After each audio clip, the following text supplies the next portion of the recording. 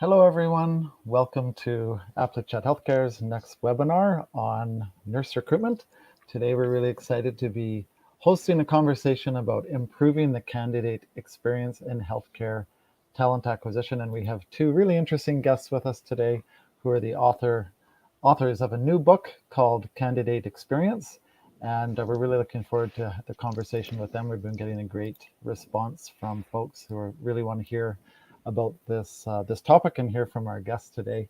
My name is Patrick Thiele. I'm the Chief Operating Officer at Applichat Healthcare. I'm your host today. We do host these webinars about every 2 weeks or so on generally specifically on nurse recruitment and healthcare recruitment and healthcare HR issues. And as I said, today we're going to be talking about the candidate experience. So maybe just briefly, first of all, I'll share with you that at Applichat Healthcare, we work with healthcare organizations across the US and Canada to bring our clients a larger audience of passive nurse candidates. And we do that by sourcing from non-job board channels to attract more candidates to our clients for permanent positions. We screen and engage with every applicant, and we try and help our clients to get more nurse hires quickly. So feel free to send me a message in the chat or on LinkedIn. I'll share my link to that in a moment if you're interested in hearing more about what we do at Applichat Healthcare and how we get good results for our clients. So as I said, today we are focusing on the candidate experience, and we're joined by Adela Schoolderman and Kevin Grossman, who recently launched their new book, Candidate Experience: How to Improve Talent Acquisition to Drive Business Performance. The book is written for HR professionals and all those responsible for talent acquisition. It's an evidence-based guide that explains what candidate experience is, why it matters, and how it impacts the bottom line. And today we're going to look at the candidate experience generally, but with a focus on the application, interview, and offer phases of the nurse or healthcare talent acquisition process. So that's the stages that our clients tell us they're interested in and sometimes run into some challenges, and we're interested in hearing some potential solutions for them through those stages. So Adela and Kevin will share insights from their book and from their many years of experience in healthcare talent, or in talent acquisition generally, and they will have an eye on streamlining and improving the processes to better engage and hire the talent you need. So maybe I'll start with a quick introduction. Kevin is the president of Talent Board. It's a research organization which provides industry benchmarks to show the business impact of effective candidate experience. He's based in Santa Cruz, California, and has more than 22 years of experience in human capital and talent acquisition strategy, and he's responsible for the Candidate Experience Awards worldwide. Adela is the Director of Learning Programs and Advisory Services at Talent Board. She's also based in Santa Cruz, California, and has over 12 years experience in talent acquisition, specializing in management consulting and technology recruiting within a variety of different industries. So welcome to you both. Thanks for joining today. Thank you. And one thing is that I did change roles. I'm managing talent acquisition and technology at Edwards Life Sciences, and there's a wonderful person named Christy who is now at the Talent Board in my former role, who's amazing. So sorry we didn't update you on that little change, but Sure, my mistake. shout out to Christy. Oh, no worries. Yeah, I read no worries. that from the book profile, and I should have checked with you. So thanks for clarifying that. That's great. That's helpful. So life moves pretty fast, Patrick. That's right. That's right. So just before we start, I did put my link in the chat to my sort of online business card. On there, you can connect with me on LinkedIn. You can join our Nurse Recruitment Secrets Facebook group. You can sign up to hear about our future webinars, and we also have a monthly newsletter. So that's on the screen and also in the chat. And I also want to make sure I remind people that we're really interested in hearing your questions, your comments about challenges with talent acquisition and the candidate experience for Adela and Kevin. So please post those in the chat anytime, and we'll see if we can get to those through the conversation today. There is the LinkedIn links as well for Kevin and Adela on the screen. And but you can also find them on the LinkedIn page for this event as well. And there's the book. So maybe let's start there. I mean, I did see your posts a few months ago when you launched the book, And boy, it Cheers. seemed like a pretty exciting time for you both when you were launching that, and I could feel the energy coming through. So maybe can you just tell us a little bit of the background? How did you end up writing a book about candidate experience? You want me to start? Go You want to ahead. start? Do it. Do it. Well, so when I was working with the talent board, and we have a long history that goes back to, my goodness, Kevin, I think 2015. Long time. Um, I, it's candidate experience. Focusing on the candidate experience is what made me really love my job. I mean, honestly, before that, I wasn't so crazy about recruiting. I was trying to go more on the HR side of things. Working with the talent board is I found my passion and my spot. I love this. And the fast forward, the pandemic hit. Kevin and I were doing a lot of work together, audits, going deep into companies, helping them to improve candidate experience. And we started a learning program as well. So that was sort of the next step. And the first step of creating this learning program in conjunction with HR.com was to essentially put together just almost like a manuscript, a lot of notes, right? Just on all the phases. We use the phases of the candidate journey and just kind of dumped all of our knowledge and content in one spot. And at the end of it, I mean, kind of in jest, we're like, we should write a book. So we had to focus first, of course, on completing the learning program and getting that off the ground. But at the end of it, I mean, we had this momentum going. We went for it. Kevin, fill us in. What am I missing? No, you told the story right. I think what the idea was that we had just done all this work pulling together content from the 10 years of research at that time that we had been conducting in benchmark candidate experience research and recruiting and hiring. But the idea was it's not just about that, because we talk about and share that information every year across industries for companies big and small, but it was also, let's give it through the lens of the practitioner, where Adela comes from. I always kind of joke, I've been in the space for a long time in HR and recruiting, primarily the technology side. And my joke is I only play HR and recruiting on TV. Haha. But I love recruiting and hiring. I've been in the space for a long time. And it was actually through a startup when I first came into the space, again, over 23 years ago, where I was doing some ad hoc sourcing and recruiting on behalf of some of our customers that were leveraging our technology. And I'm like, oh, I like this a lot. I want to keep doing this. And so, but the idea was, let's put some of what we found in our research together, as well as what's it really like being that recruiting practitioner, and what we found in the research and what happens day to day, and what Adela's kind of mindset is, and what she's learned over the years of these are the things that, we know can drive better, improved recruiting and hiring, and ultimately a better candidate experience, which our research then shows impacts the business more positively, with candidates willing to try again, willing to refer, willing to buy stuff if it's a consumer-based organization, and all those things in between. So we took all that stuff that we had already had together for the learning program and put a pitch together for a publisher out of the UK called Kogan Page. And they said yes. You already had the book somewhat written from we actually had a lot of it, at least the outline for the book. Right. Oh, yeah. That's great. Well, that's exciting. Good for you. I'm sure it's something that many people think about and be interested in doing, and maybe you're an example that it can be done even if it's not something that was your original goal. So that's great. Okay, well, we're going to get into some of the specific phases, as I said, the application phase, the screening interviewing page, and the offer stage. But before we get into those specific stages, you have an entire chapter in the book called "Why is the Candidate Experience Journey So Important?" So let's just start there. Let's talk about that generally. Why is the candidate experience journey so important? Yeah. You want me to jump in? Let me go first, and then you jump in? I do.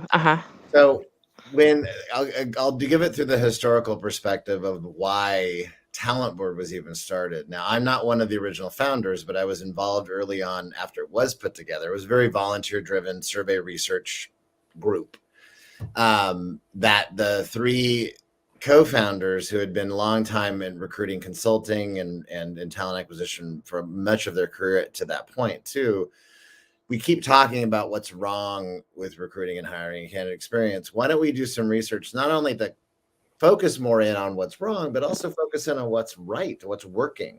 What are companies doing that improve positive sentiment, that improve a perception of fairness of going through the recruiting and hiring process? So that's how it all kind of started at the end of the day. And we ended up, from that point on, looking at the candidate experience, especially through the lens of, it's not just about this nice to have thing, because sometimes companies, healthcare organizations in particular, for maybe, non-administrative roles, not non-medical roles, maybe get a high volume, especially if they're large organizations and large, healthcare collectives, a lot of applications for certain roles. Right. But it wasn't just this nice to have thing. It was really, at the end of the day, think about the majority of people that apply for any given job at any given time aren't getting that job.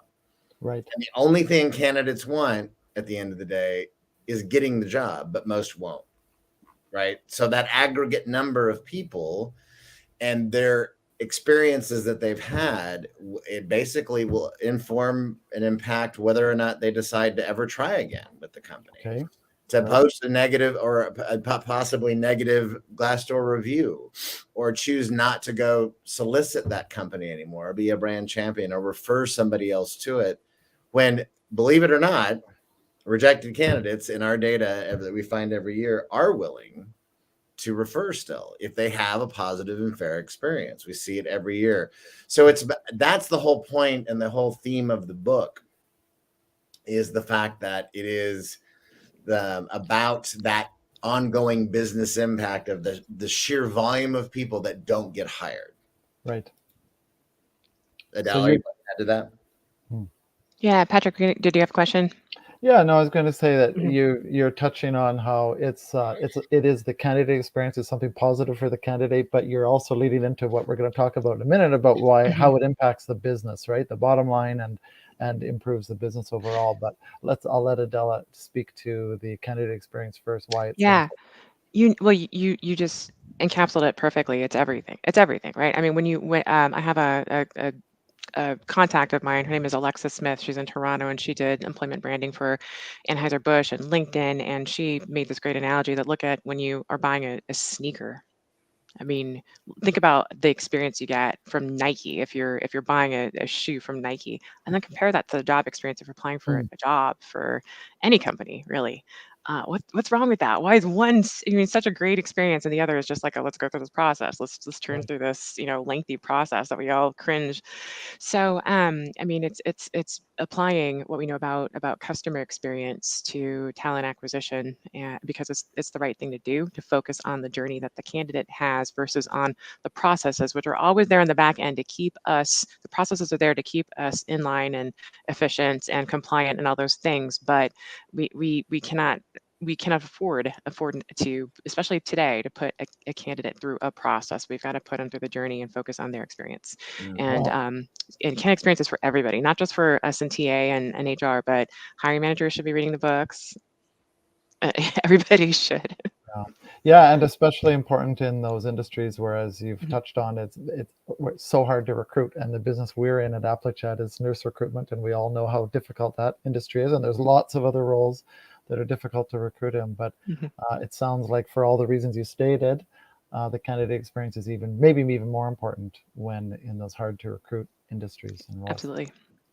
Okay, so as I say, you also touch on why the business impact of candidate experience is critical, and you've touched on it already, but is it something more you can add about that, and the some of the positive impacts that a positive candidate experience can have on the business? Well, I mean, we're currently on our website at thetalentboard.org right now. We have what we call a resentment calculator.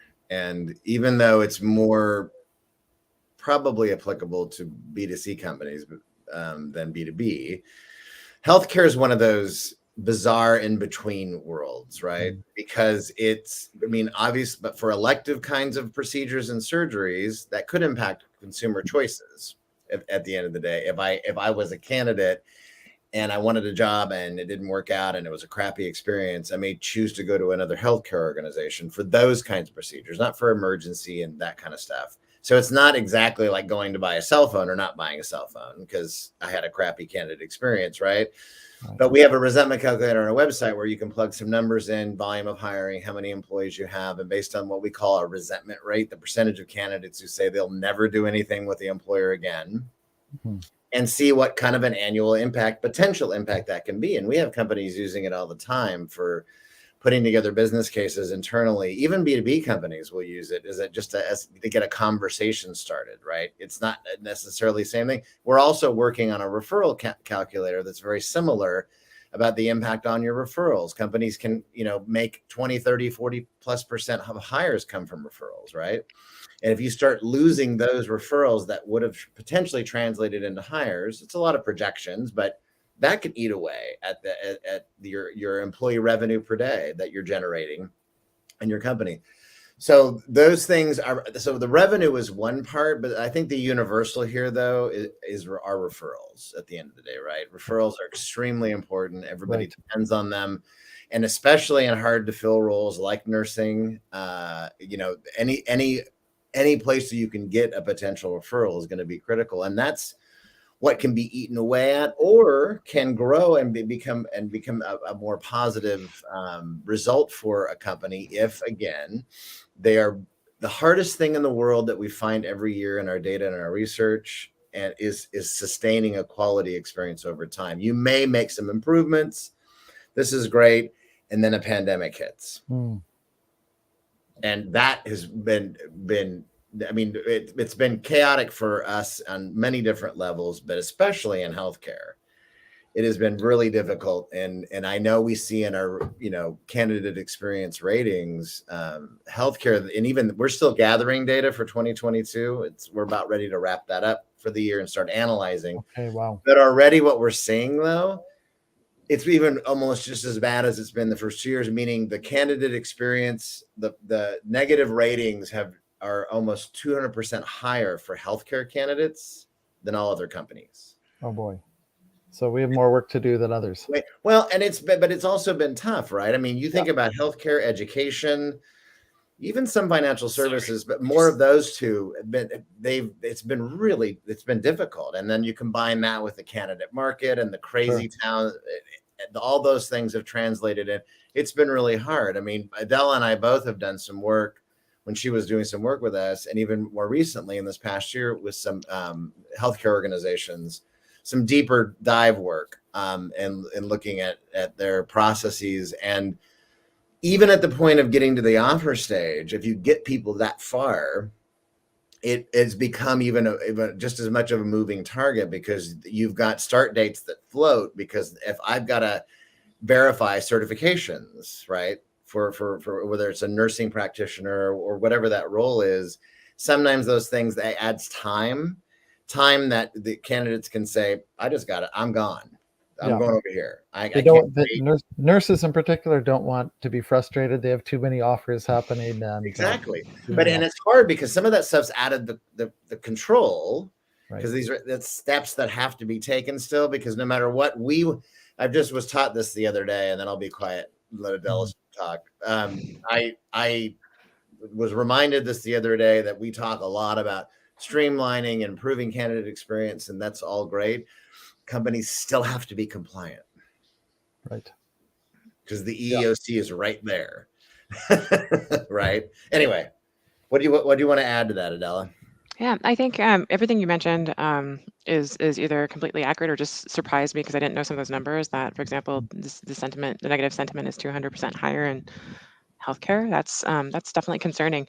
What I would say though is that the business impact. Think about the cost of an unfilled role in the organization. Think about all that, the overtime, the drain on the current employees, the time of the nursing supervisors or whoever's doing the interviews. They're working extra, right, to try to fill these roles. So that's why all this stuff is so important. I mean, all that is time as well, and there's so many hidden costs besides what we're currently measuring. And our analytics aren't strong enough to capture every part of cost, basically. So the business impact of canned experience is a really big deal. Mm-hmm. Yeah, and you mentioned overtime, and certainly in healthcare, there's a cost of using travel nurse or an agency nurse when to backfill some of those roles. It's a really critical, something we really need, obviously, especially to get through the pandemic, but it's a big expense. So, but if we can help our clients to get more permanent hires, that'll help them reduce that expense as well. And you touched on this as well, the relationship, the communication, and the reputation, Glassdoor, and so on. And certainly using our example in healthcare, and Molly touched on it in the chat here as well, that nurses talk to each other. Their friends are nurses, so they're going to tell you if they had a terrible experience at a certain organization and there's 10 more down the street, then they're probably going to go there instead. It happens. It happens all the time. We all, in our data every year, when we ask the candidates, do you share your positive and negative experiences with your inner circle? So close friends and colleagues, people that you talk to every single day. And the majority in each group, positive and negative, say they do. We share, we talk. We may not go post online. We may not go post and that review on Glassdoor, but we talk to our inner circle. Right. And that's powerful. It absolutely is. It may not just, I always use another example, which is, it may not dissuade all the nurses from wanting to apply, because maybe this is, again, that's the opportunity that I want to work there. I'll still do it. But it may start eating away at those people that were potentially qualified in a market that was already hard pre-COVID. Right. We can't lose any ground at all. Yeah. Okay, well, let's move into those 3 phases that I wanted to focus on. The first being the application phase. Can you speak, first of all, generally to what are some best practices in how to manage as an employer, how to manage that application phase in order to ensure a positive candidate experience? Who'd like to start? Adela? I'll let Adela go. Absolutely. The first thing I think is the biggest thing is first impression. So do your best when working with teams integrating your applicant tracking system into your websites that it's seamless, right? Use technology in your favor. It's a big deal. The second thing is time. There are a lot of really lengthy applications out there because, again, going back to what I said about processes for us. So I think that we've defaulted as employers to trying to get what is every possible piece of information we might need to gather from someone we hire, and we've started asking that in the applications, and it's not great because it creates applications that are literally sometimes between 45 and 60 minutes to fill out. Mm-hmm. And so the best thing we can do for employers is to figure out what is the minimum amount of information that is required to determine whether or not this person is qualified. And that's all we need in the application. It should be 10, 15 minutes tops, if that. Right. That's all we need. And the rest can be gathered later. Build it into the process later when people are engaged and are super excited because you're about to give them a job. And then you can say, housekeeping item, I need a couple referrals from you, right? That's the time to ask for referrals, not if it's someone that we might not even hire. And those are my 2 biggest pieces of advice. Yeah, Adela hit on the head the fact that the trend that we've seen in our data that employers have been reducing the time, including healthcare. Well, not as much on the healthcare side. That could be part of the problem too. The amount of time it takes to get in the door. The way I always say, get in the door and then let your other screening processes kick in, depending on where you're going to move people in your workflow, your pipeline, however you want to call it. But one great place to start, and I ask this every single time we do workshops or events or anything where we're talking to other practitioners and TA folks and recruiters, do you apply for your own jobs? Not when you got the job, literally, but when do you actually go through the exercise of seeing what it's like? Have you ever gone through that exercise? Have you ever realized that, wow, we're asking them to upload a resume, which I know we're going to get to, you may struggle to get from them, and or let them, if they have a LinkedIn profile, which a lot of nurses don't, to upload that. But then I'm asking them to still fill all the fields in, the redundancies, and I got to do a lot of cleanup. Maybe there's an assessment that may or may not be relevant to what I'm applying for at the end of the day, and all those different things. Go through that process. You don't have to do it more than once or twice a year, and especially after you've implemented a new ATS or a new system. What are you having them do? And say, wow, there's definitely things that we can collapse and streamline to that point. That's the only way to know how to do it. But go through and try to get your leadership team to do it. Yeah. I mean, I had this great conversation the other day too. There's a lot of people that are in leadership, whether it's in HR and TA leadership or in the business leadership in general, they haven't applied for a job in a long time, probably. Right. Not like everybody else does on a regular basis, especially not the high volume people that they're hiring. Try to get them to go through the exercise too. I mean, it's quite eye-opening when you start thinking about it. And if you capture any feedback, which is another recommendation that I would make, of course, get candidate feedback as well about that step, and then say, wow, because you control as the employer, whatever systems and processes and the people that you have that are managing recruiting and hiring, you control the dials. Right. You always control the dials.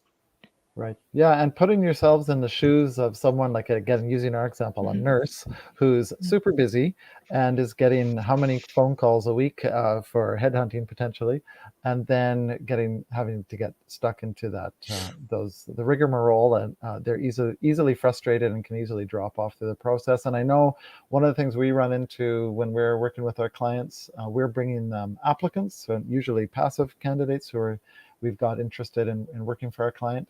And often our clients will say, but we have no choice. They have to apply through our ATS. They have to fill out the application through our ATS. And of course, we know we're going to lose some of those applicants during that time. The clients who are able to be flexible, and it's challenging in a larger organization often, but the clients who are able to say, okay, we'll start the conversation, and then maybe we can help them apply through the ATS. They can find some more success with that. But I know those challenges that were created to help the process actually cause some hindrance. So any comments about that? And you touched on, how to get your leadership buy-in by getting them to apply. But is there anything else you can comment about that? How to get leadership to understand that maybe we need to shift the approach?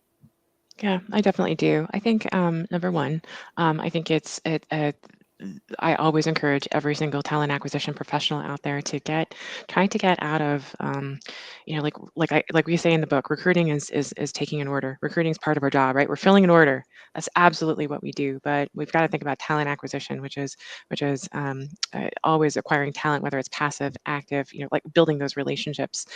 And so don't be afraid to be consultative with hiring managers or leaders and inform them about these changes, because a lot of times they just simply don't know.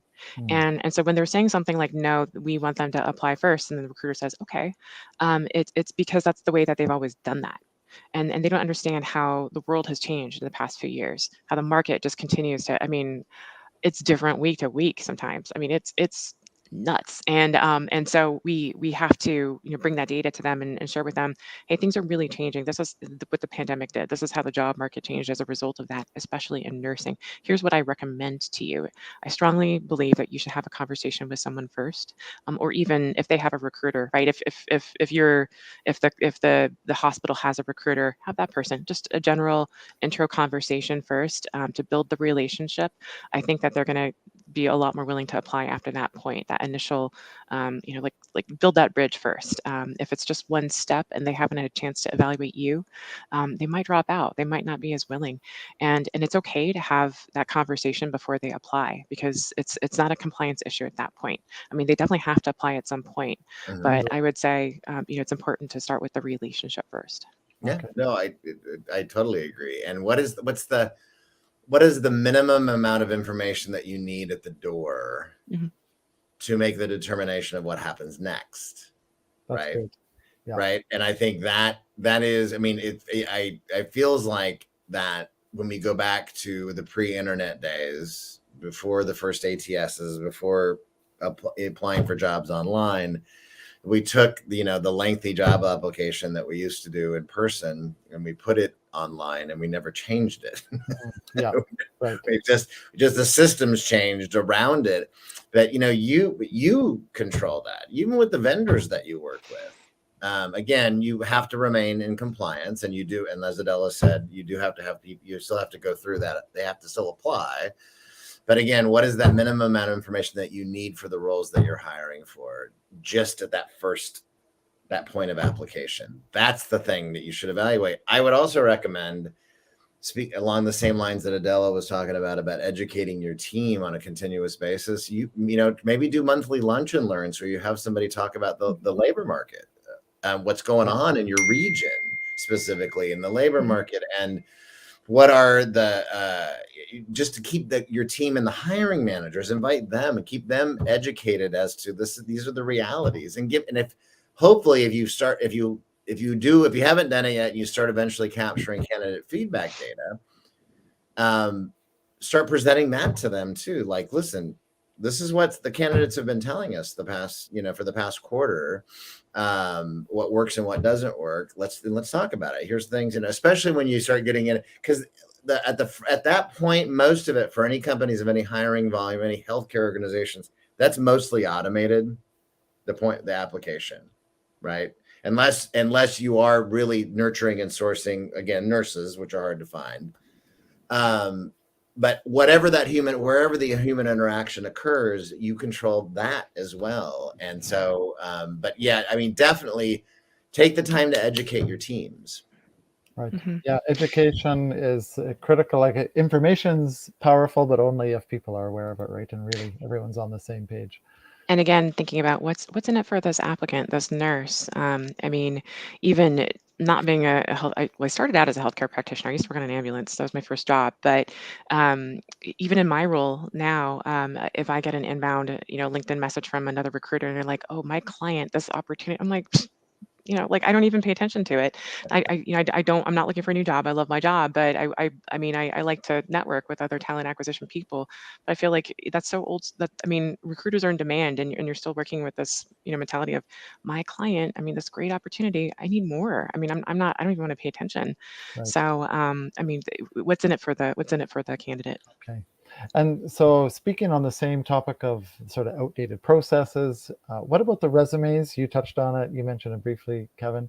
Again, we have clients who are really stuck and feeling trapped because they have a process where we have to have a resume, or maybe a certain person will, requires a resume before they'll move an applicant forward in the process. We know, especially with, again, passive candidates that we're finding, they don't always have a resume ready. And we know we're not going to get a resume from many of them, right? So, and again, our clients that are open to being flexible and starting a conversation without a resume even are the ones that are having more success hiring. Tell me your thoughts about that. Bury the resume. Bury the resume. Okay. Put it to rest and say goodbye. Well, I've been that advocate of that for a long time. Now, I know the next comment doesn't, again, that doesn't really apply to nursing, because you don't have a lot of nurses on LinkedIn.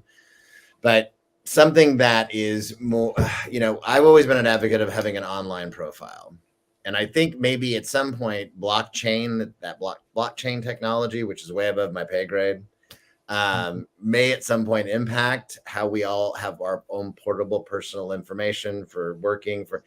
But until we get there, I just think that resumes they're not really verifiable documents that are initially out of the gate, right? You have to do your due diligence based on what they've put down and what they said they've done versus what they haven't done. But I think, again, go back to what's the minimum amount of information I need right now from this person to see if they're minimally qualified to get to that, whatever that next process and stage is. Then I can get more stuff from them. What are your certifications? And you were mentioning before we started, Adela, what their licensing number is, right? Absolutely. Yes. I see both sides of it, right? From the HR side, I see, okay, if they're a large organization, years of experience, total years of relevant experience is tied to, like, we need to look and see how much we want to pay them, right? Like, it's tied to all sorts of things on the back end, which is probably why ultimately we want a resume. But when do we need it? We don't need it right away. And so what I would do is ask the hiring manager personally. What I would do is say, well, okay, can you tell me why we need this right now? Is there a reason why? Right. And if it's just like, well, I just need to look at it, it's I mean, then have the explanation. I mean, okay, so this person is, we double check, they're eligible to work right now. Their license is active. They're at this facility. Let's have the conversation. If we decide mutually we want to move forward, then absolutely, I'll have that conversation with them. That's time to update their resume. But right now, let's just start with the conversation. That's So awesome. I think Yeah. that's That's And the that's right approach. and because it's also the way we've always done it. It doesn't have to be the way we continue to do it. It's Right. just Yeah. the way that we've always done it. But especially in a highly competitive talent market like nursing, like technology professionals, Adela, what you're doing now too as well. I mean, you got to figure out what the most effective workarounds on, and again, what's the minimum amount of information I need. Then at some point, if it's you got to get them in the ATS, you got to get them in the system, maybe have something like a resume, but we can't just keep hammering people into the round people into square holes. And as you say, the resume there's no guarantee that the resume is accurate, right? So let's collect what information we can. There's no guarantee my LinkedIn profile is accurate. In fact, there are a lot of professionals. I mean, I know how this works. A lot of professionals that are getting pinged all the time on LinkedIn by recruiters, they don't even keep their LinkedIn profiles up to date, right? On purpose, because they don't want to get pinged. Mine's not. No. So I mean, I get all that, but I mean, you can't keep beating your head against the wall just because you did it that way for that long. Right. The way that I explain it is, so in technology, right, and you can apply this to medicine too. Think about all the changes that are happening every day. There's a new advancement in medicine, in technology. It's not static; it's constantly changing. That's exactly how this field is too. And that's why I'm here to tell you how it's changing, because if like JD Edwards, it's an ERP system, I know, right? Like, we're on version 9.2. So if someone comes in with 4.0, they're not qualified for the role, because there have been so many advancements in that technology. And the same thing is happening in talent acquisition. We got to keep up with it, just like we keep up with every other, with medicine, with technology, with everything else.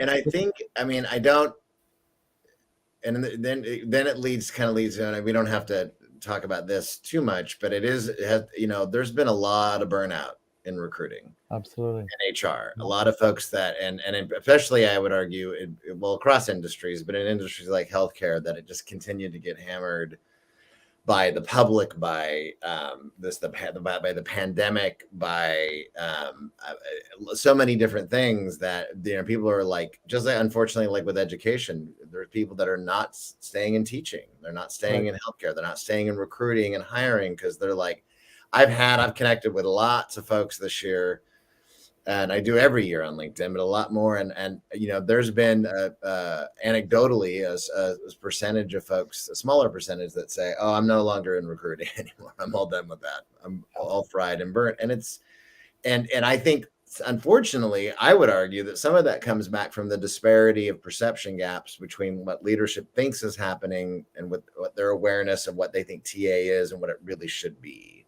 and what the frontline practitioners. That's another conversation for another time, but there are folks that are fried too. Yeah, for sure. Well, you've already given me 2 tips for sure that I know we can use when we're talking to our talent acquisition clients, the folks that work in talent acquisition, for making progress within the organization. So this is great. Let's move to the screening and interviewing stage. And again, I know there's often some blockages once the screening process starts. Maybe it's a resume, or maybe it's screening other applications, and blocks between getting them through the screening and interviewing stage, and challenges there. Can you talk about, again, best practices at that stage of the process? Absolutely.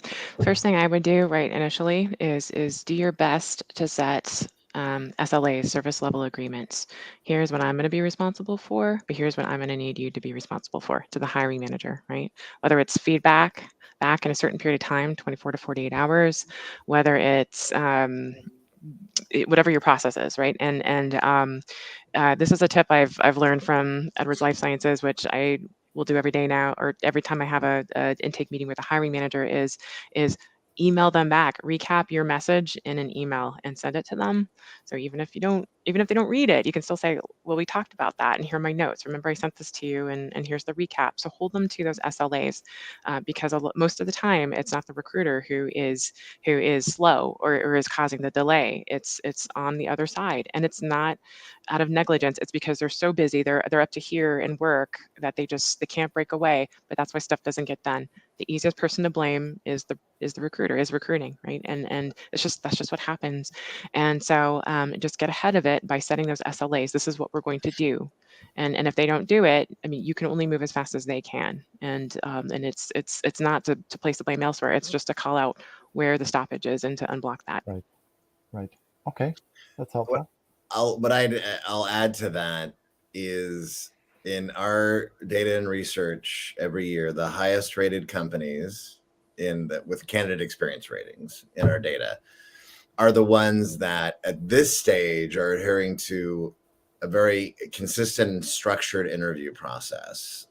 Meaning, so just, very big, generally speaking, consistent set of relevant questions for candidates across job types that everybody is delivering as close to the same way as possible each time, which increases perception of fairness for the candidates, but I would argue also makes for better selection process too, when everybody's being reviewed in a very, very, very similar way, as opposed to rogue questions that have no relevancy at all about the job, and which can happen in a very unstructured process. So, but the companies that have the highest ratings in our research are all delivering not everything right all the time, but most of the things that we recommend more of the time in a consistent fashion, and that structured interview process.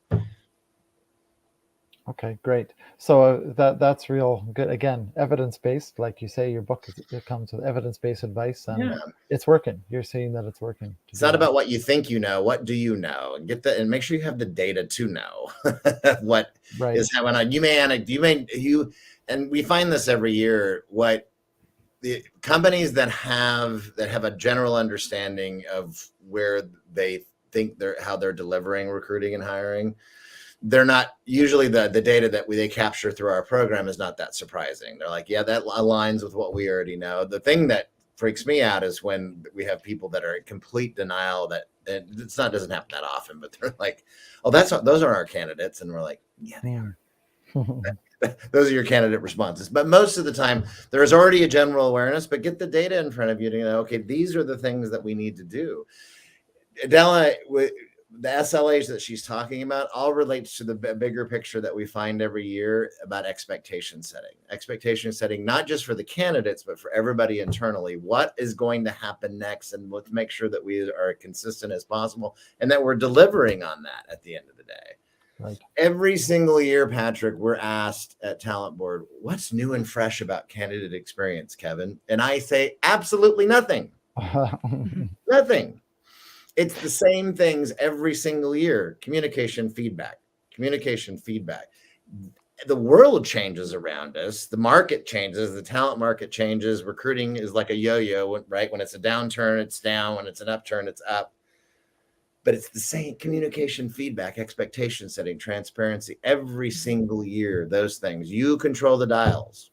Yeah, and even though we don't, yet have official standards in talent acquisition to follow, Right. we're borrowing these things. So like when we talked about the candy experience, that comes from customer experience mostly. Sure. When we're talking about this, think about project management. I mean, you have to get buy-in from all your, sign off from all your stakeholders before a process is kind of put in place. So it's that same concept. And so I mean, that's a great training opportunity for anyone, is to find maybe like a PM, like a project management class for non-PMs, right? And don't go to PMBOK, but just like a couple hour training thing, just to kind of get some of these concepts in, and the way that communication can happen professionally. Right. Okay, that's great.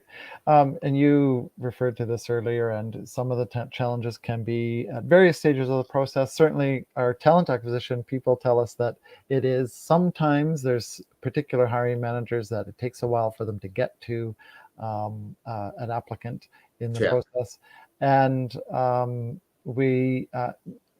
you touched on it again throughout the conversation, but a lot of it is about data. It's about communication. And I did hear a good tip recently where talent acquisition head was able to convince their hiring managers in a hospital that we need to try booking interviews into your calendar.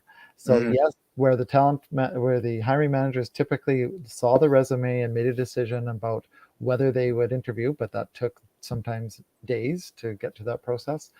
Where if talent acquisition is booking in their calendar, the interview is going to happen. Yes, there's going to be some that you're not interested in, but that would happen anyway. And they were finding that that is a much more efficient process, and they're really getting more hires as a result. So that That's was awesome.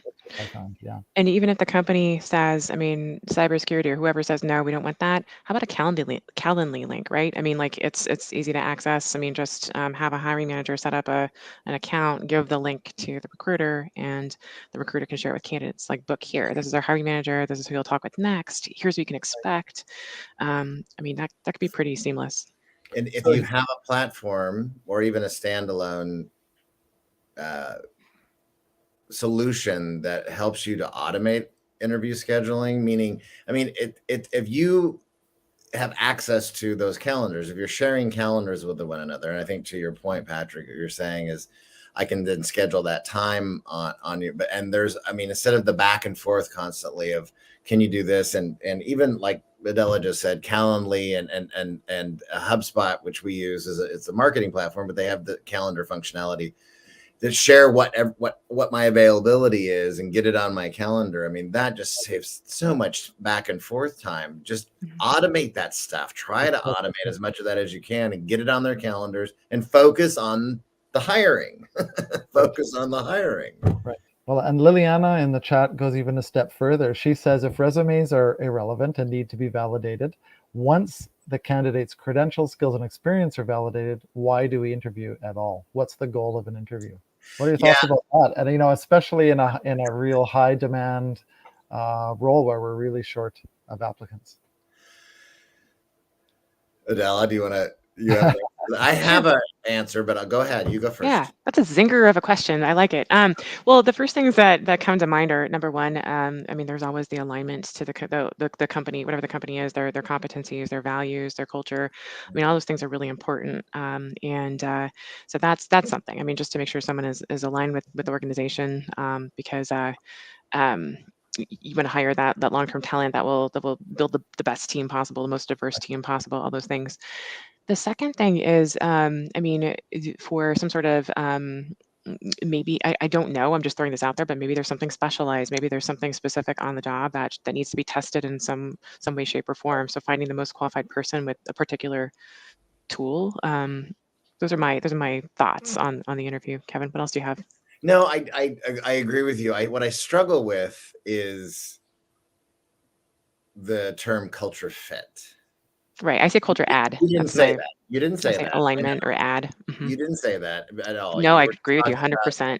But I you know, but we're not, I mean, so this is, it's all contextual. I mean, if there's a way to, if interviewing was more about scenario, playing out scenarios with individuals to kind of get an understanding, but you're not hiring for likability necessarily, right? You're not hiring if like, I don't have to, and sometimes I wonder if that's the case of what happens, right? I like this person to write down. When you have an unstructured interview, it can happen, which is why structured interviews are so good. Yeah, I know. And I agree with that. I think that that's important still, but I don't, I mean, but in the context of, so nursing is different, right? Because if I have to work with other people, there has to be a context of whether I know if I feel comfortable, this person can work well with patients, right? Because you have, you know, that's your customer at the end of the day in healthcare, right? One of the main ones are the patients. And as far as what I know, I think in healthcare, I mean, there's a lot of customer evaluations that go on, right? Patient evaluations of the staff, of the nursing, of the doctors. So you have to ensure that, but that's a tough one. Again, it's so hard because we just can't generalize across job types. There's just very unique contexts for each of those. Sure. So anyway. Okay. It was a zinger of a question, like Adela said. Thanks, Liliana, for that. That's great. Okay, so we get through application, the screening, the interviewing stage, we're at the offer stage, and again, there's often delays. Things get bogged down. We think we're in a hurry, and suddenly the hurry seemed to go out the window and things take forever, for example. Let's talk about the offer stage. What do you recommend people think about in order to really make sure candidates have a good experience through this process? There are a few things. I think the first thing is see if there's any potential influence to get approvals started early on, rather than wait till, okay, this is our finalist candidate, we want to extend an offer, and then now there's a really lengthy approval process that happens where sometimes it even gets stuck in email, right? Because they're not automated approvals. I see that a lot. Usually it's administrative stuff that causes delays like that. Another thing is if there is any sort of compensation analysis, can that be done on the front end, right? When the search starts or when we first start seeing candidates, rather than waiting till, okay, this is our finalist, we've identified this person, now let's do this analysis that's going to take us a few days. And so what can be done in preparation for a search rather than at the end when we find the individual? I think other than that, the biggest thing for me is to make sure, again, this is an experience of someone, and we want them to be excited that they're joining the organization. We want to be, like a recruiter should be an advocate for both sides, both the hiring managers, but then also for the candidate. And so be their coach, their cheerleader throughout it. I try to get out of, like the really, kind of formal sort of, like speak. As you can see, I'm not super professional, like, so when I talk with candidates, I like to be like, I'm so excited, it's like it should feel like a hug or a handshake, right? Like you've brought them through this journey, and now we're at this end stage. Like, I am so thrilled to be, extending this offer to you. Here's what I want you to focus on. Here's what I want you to remember, right?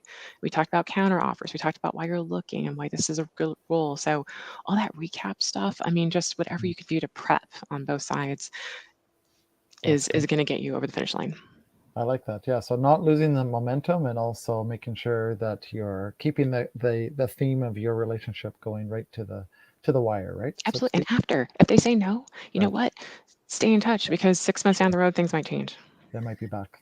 The term that's being thrown around a lot more is what preboarding. So what happens before day one. And I can tell you everything that Adela just said, that the more engagement and nurturing that a new hire that's accepted, even if really verbally and especially in writing, and even if they end up saying, because we're having a lot more candidates in the final hour saying I'm out, right?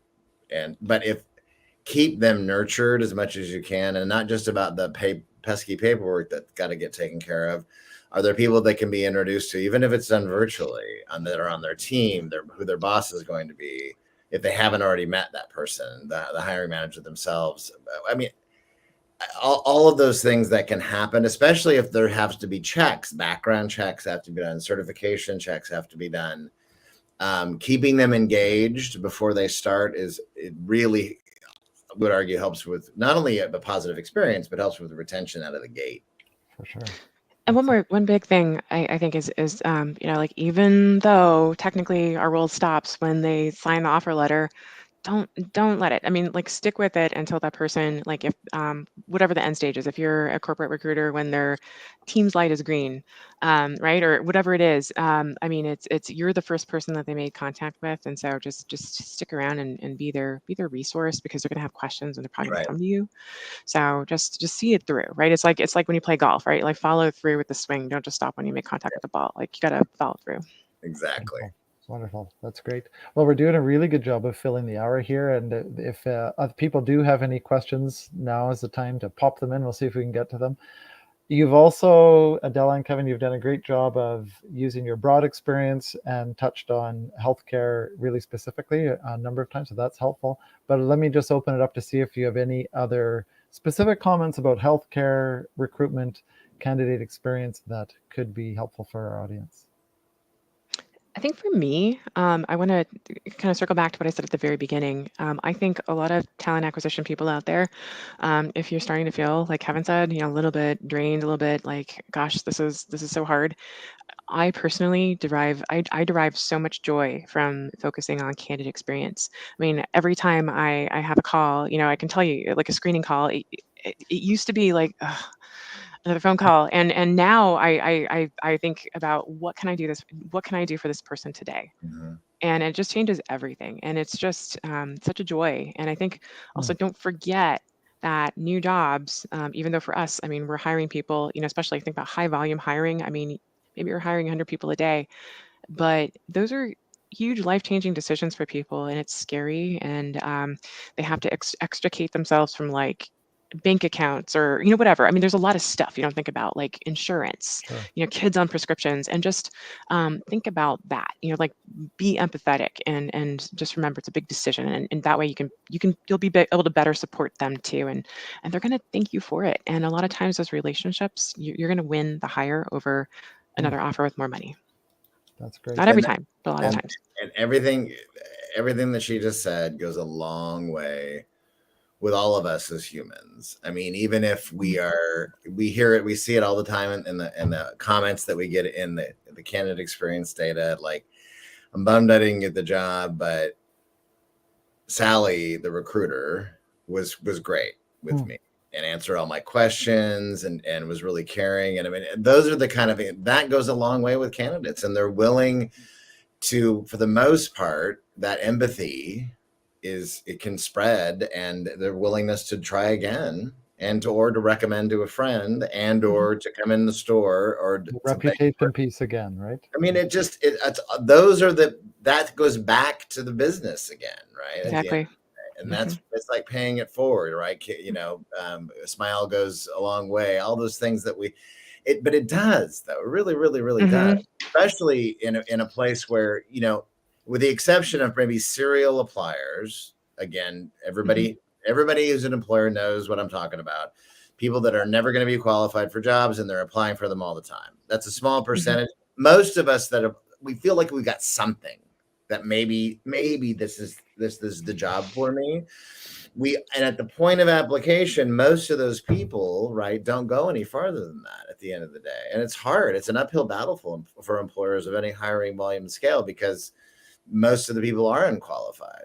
Right. And one thing I could leave you with, one more last tip would be, that I don't think we touched on this, is if they are truly unqualified. I mean, every candidate wants to believe they are qualified, but we know that that's not the case, right? It's just not sure. Only so many people are going to go beyond that.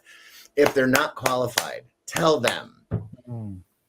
Too soon is too soon, meaning like not a minute after they applied, but within a week, 1 to 2 weeks max. Disposition in that time frame if they are not qualified to go further.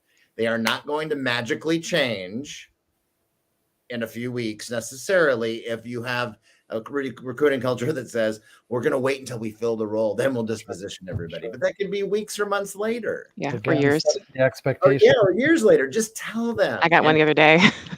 Oh no! Oh, did you really? Seriously? Years? Oh boy! Yeah, we see those pop up. Listen, we did a real quick our own kind of review of the 100 best places to work for, according to Fortune magazine, a great place to work, and that's a great work that they do, all about employee experience. Not just disparaging that at all, but our hypothesis was, well, these companies should have a good candidate experience too. And some have participated in our research, and we know that to be a fact. And the reality is that the disposition, I mean, it was just not that great. It's kind of a mixed bag overall, especially at the point of application, which again is very tough for employers. I get that. But anyway, let them know. Tell the unqualified candidates, thank you, but we're not going to pursue you right now. Best of luck. And go focus on the people that may get screened. Communication. That's great. We'll come back to what you started with at the beginning. Great. Well, I won't, we're getting to the top of the hour, so I don't want to miss the chance to let people know how to get your book, because I know a lot of people expressed a lot of interest in reading your book, and let's share with them the best way to find the book. Absolutely. Well, first, easiest place is on Amazon. You can also go to Kogan Page, who's our publisher's site, and find it. I put the talent board. We have a page dedicated to it at the talent board. I don't know if I can actually share a link in this particular show but it's on our talent board site too as well. But with Adela, the easiest place is go to Amazon and search for the book title or one of us, and it'll come up. Okay, perfect. Yeah, I put the link in the chat as well so people can Oh, find great. it. Okay. And I'm Thank also you. putting in the link again for my online business card so that people can connect with us at Applichat and learn more about how we can help with nurse recruitment, and also sign up for our webinars, join our Facebook group, and so on. So it's on the screen there as well. So feel free to do that. I'd be happy to connect with anyone who's interested. And I did share Kevin and Adela's LinkedIn information at the beginning. You can find them on LinkedIn as Great. well. Thank you. Kevin and Adela, thanks so much. This has been really interesting. You packed a lot of information into an hour, and I know there's a lot more in the book for people. So we really appreciate you sharing the book, and congratulations on that, and good luck with it. Thank you. And give us your feedback about it too, please. Love to hear. Yeah. Awesome. Good. Well, thanks for sharing your time today and your expertise, and welcome everyone to come back and join us for future webinars as well. Thanks, Thank you Patrick. for the invite. Take care. Bye. Bye.